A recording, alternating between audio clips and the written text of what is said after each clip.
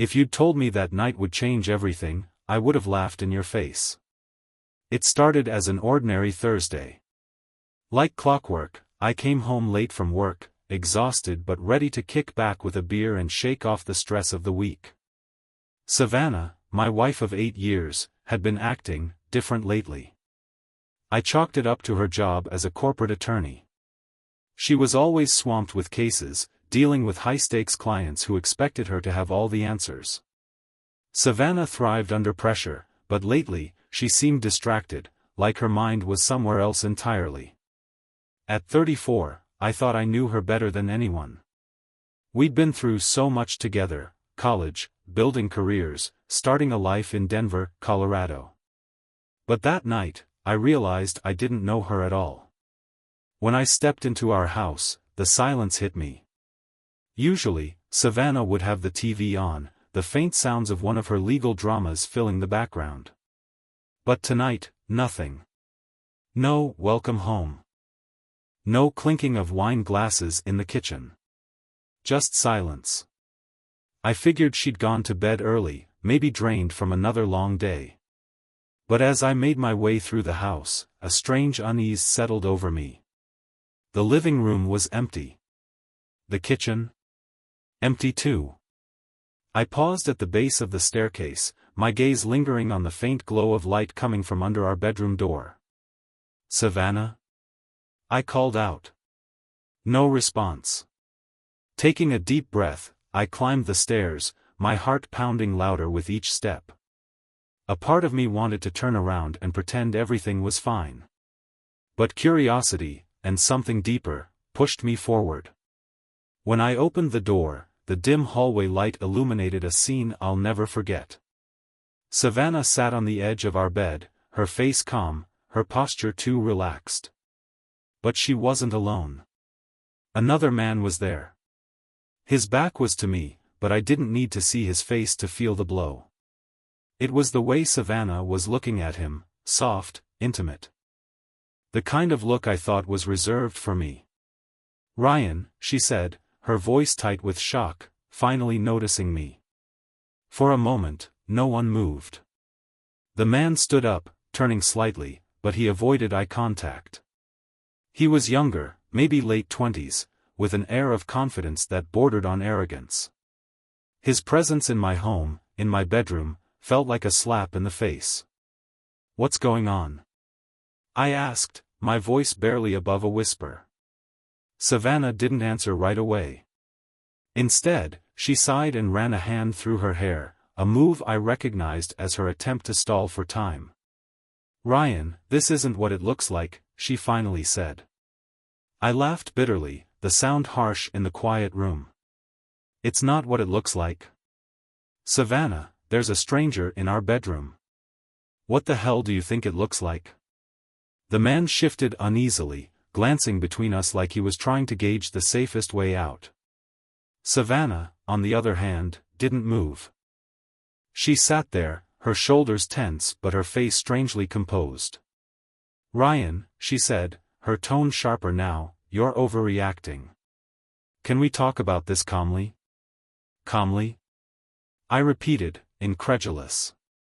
"Savannah, there's nothing calm about walking into my bedroom and finding you here with him." I gestured toward the guy, whose eyes were fixed firmly on the floor. "Who is he, Savannah? Tell me." Her jaw tightened, but she didn't answer. "Who the hell are you?" I snapped, turning to the man. He finally looked up, his expression a mix of guilt and defiance. "I'm Ethan," he said reluctantly. "Ethan," I echoed, letting the name roll off my tongue like poison. "Do you make it a habit of sneaking into married women's bedrooms, Ethan? Or is this a one-time special?" Ethan flinched but didn't respond.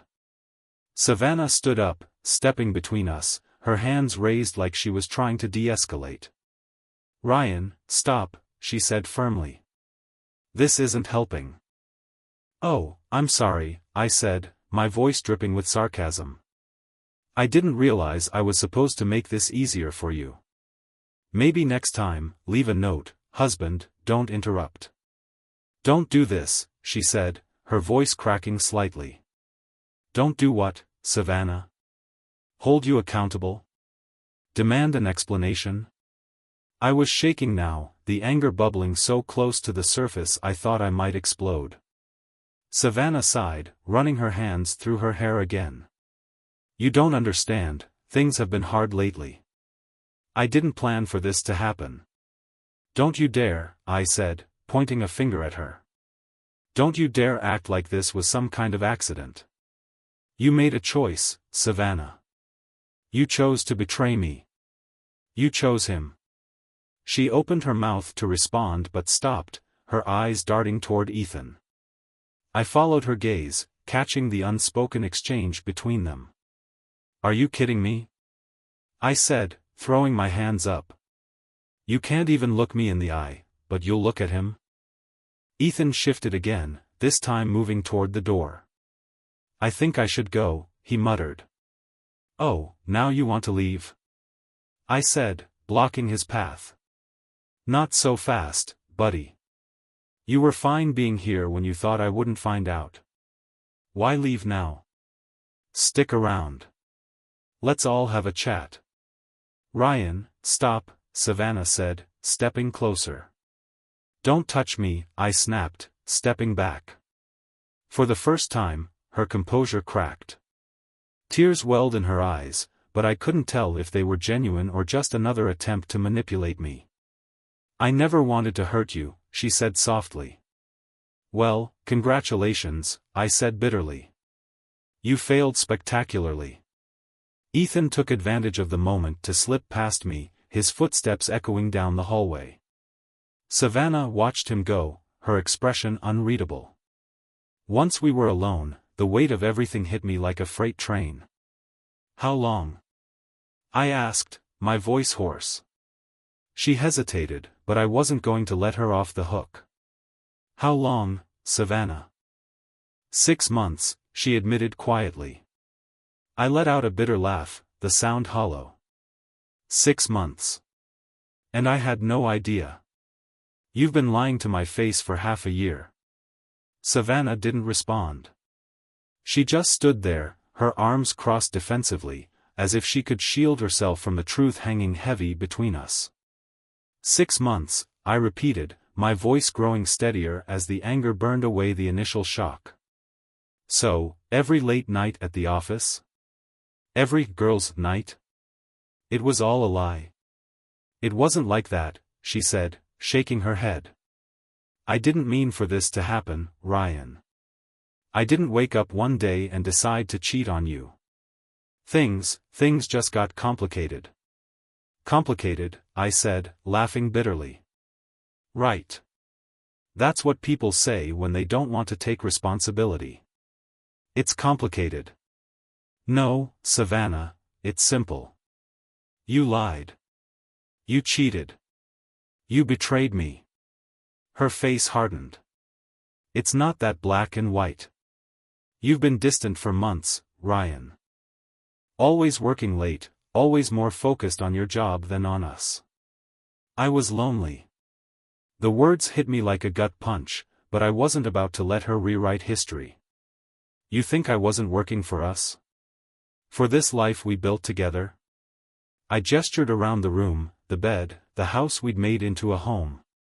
You think I liked coming home late? You think I didn't miss you? She looked away, her silence answering more than words ever could. I shook my head, disbelief mixing with the rage boiling in my chest. And instead of telling me how you felt, instead of talking to me like an adult, you went and found someone else. Someone who made you feel alive, right? That's what this is about? Her gaze snapped back to me, her eyes filled with something I couldn't quite place. Guilt? Defiance? Maybe I wouldn't have needed to look elsewhere if you'd paid more attention to me, she said, her voice low but cutting. I took a step back, the weight of her words crashing over me. Are you blaming me? You're the one who broke our vows, Savannah. You're the one who brought him into our home. And now, you're going to stand there and tell me this is my fault? She opened her mouth to respond, but I didn't let her. No, I said, my voice firm. You don't get to twist this around. You don't get to make me the villain here. I have worked my ass off for you, for us, and this is how you repay me? The tension in the room was suffocating, the air thick with everything left unsaid. Savannah's tears finally spilled over, but I couldn't tell if they were real or just another performance. Ryan, I'm sorry, she whispered. I never wanted it to end like this. Then why didn't you stop it? I asked, my voice breaking. Why didn't you stop yourself before it got this far?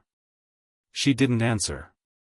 The silence between us stretched on, filled only by the sound of my ragged breathing and the distant hum of the city outside. I took a deep breath, trying to steady myself, but it was useless. Every emotion, rage, heartbreak, disbelief, was crashing over me all at once. Savannah, I said finally, my voice quieter now, I need you to tell me the truth. Do you even love me anymore? Her lips parted, but no words came out.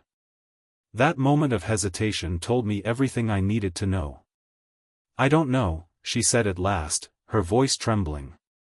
I thought I did, but somewhere along the way, I lost it.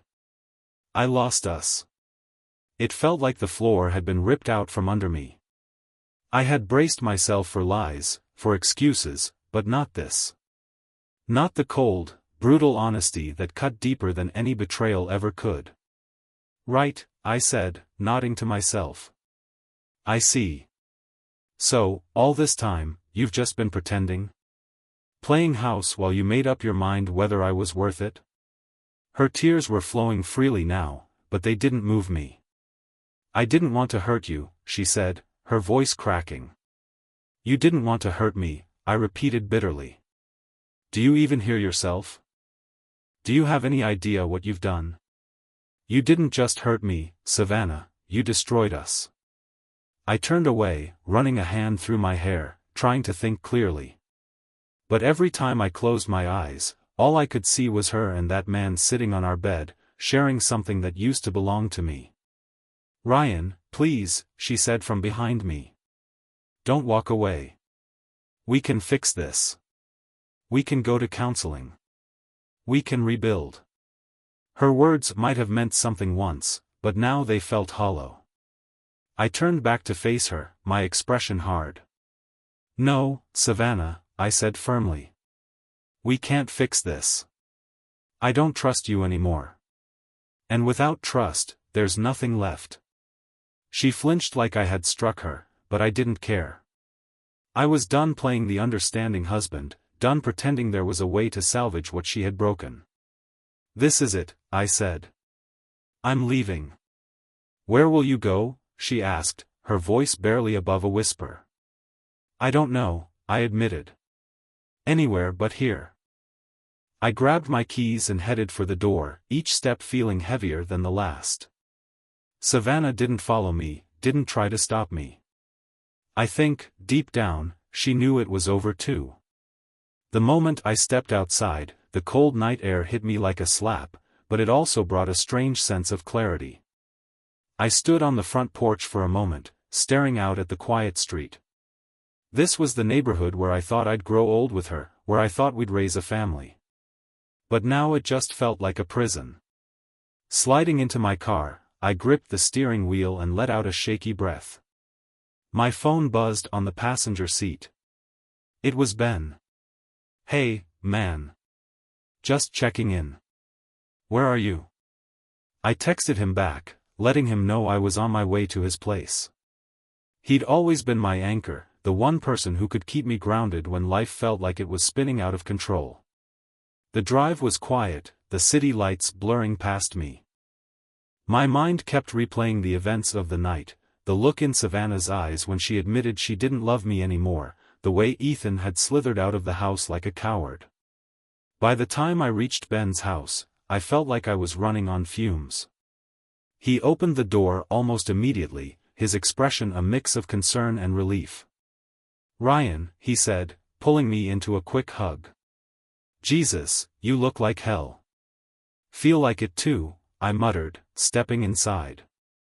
Ben didn't press me for details. He just led me to the couch and handed me a beer, letting me sit in silence for a while. The TV was on in the background, some late-night sitcom neither of us cared about. Finally, he broke the quiet. "You staying here tonight?" "Yeah," I said, running a hand through my hair. "I can't go back there." "Not after." I didn't finish the sentence. "I didn't need to." Ben nodded. "Good. You shouldn't. Look, I know this feels like the end of the world right now, but you'll get through it. One step at a time." I wanted to believe him, but the weight of everything felt crushing. "I don't even know where to start, Ben. My whole life, everything I thought I knew, it's gone." He leaned forward, his tone firm but kind. "Then start fresh. Forget about Savannah. Forget about the house. Focus on you. What do you want, Ryan? What do you need?" For the first time in hours, I allowed myself to think about that question. What did I want? What did I need? I didn't have all the answers yet, but I knew one thing: I couldn't let this destroy me. The next morning, I woke up on Ben's couch with a splitting headache and a clarity I hadn't felt in years. I wasn't going back to Savannah. There was nothing left for me there. Over the next few weeks, I started taking the steps I needed to rebuild. I filed for divorce. I found a new place to live. I threw myself into work, not as an escape but as a way to remind myself that I was still capable of building something worthwhile. Savannah tried to contact me a few times, but I ignored her calls and texts. There was nothing more to say. It wasn't easy, and there were nights when the loneliness felt unbearable. But little by little, I started to find myself again. One evening, as I sat in my new apartment, looking out at the Denver skyline, I realized something. Savannah had broken my heart, but she hadn't broken me. And for the first time in a long time, I felt hopeful.